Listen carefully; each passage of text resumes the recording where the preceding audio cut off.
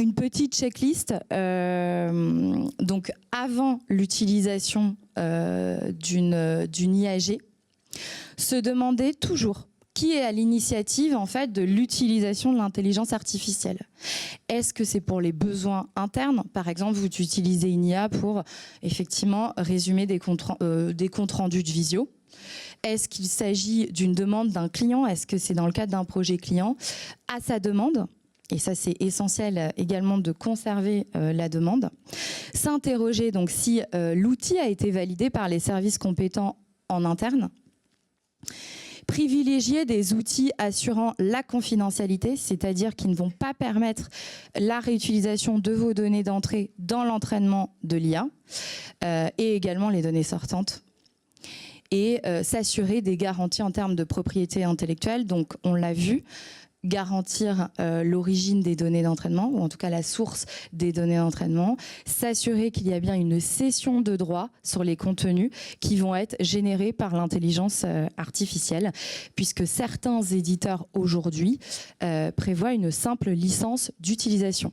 Ce qui est un point essentiel, si en tout cas vous agissez dans le cadre d'un livrable pour un client, effectivement le client s'attendra à avoir une cession de droit sur le contenu généré.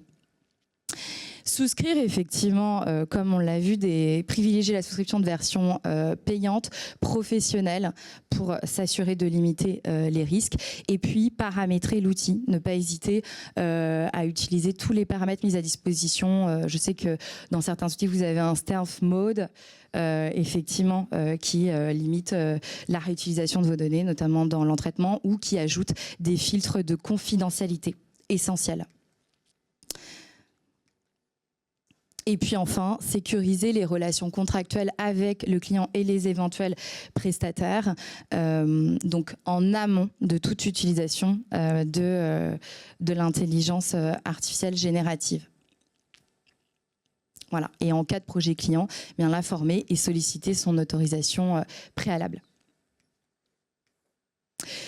Dans le processus créatif, donc on l'a vu, créer des prompts spécifiques et originaux. Comme Nathalie le disait dans la première intervention, éviter les prompts à la manière d'eux, effectivement, à la manière de Gauguin, à la manière d'artistes connus ou même d'illustrateurs, puisqu'aujourd'hui, via ChatGPT, on peut être à la manière de manga. Donc, bien faire attention. Contrôler les jeux de données entrantes et veiller dans la mesure du possible qu'elles n'incluent pas de données confidentielles, des données à caractère personnel, la marque ou le logo de votre société ou tout asset de tiers. Effectivement, le contrôle humain des données entrantes reste essentiel pour une utilisation maîtrisée des outils d'IAG.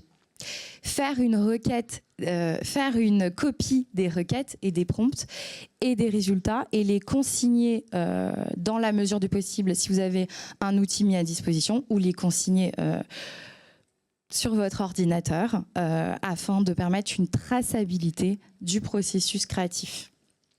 Et puis, apposer un filigrane ou une mention d'information indiquant que le contenu est généré par l'intelligence artificielle, pour s'assurer de respecter les obligations en matière d'information et de transparence.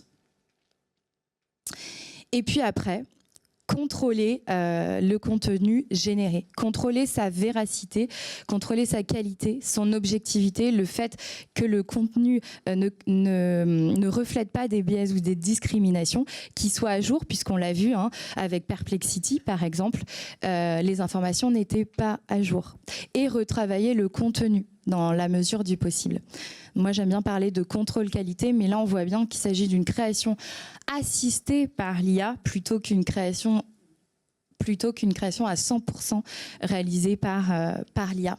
L'IA doit bien rester un outil au service du processus créatif. Donc, l'objectif est de trouver un juste équilibre, finalement, entre l'innovation, puisqu'on est poussé d'utiliser les IA génératives, et la question va être jusqu'où, avec quelles règles, quelle éthique derrière, et puis de limiter les risques également pour l'entreprise.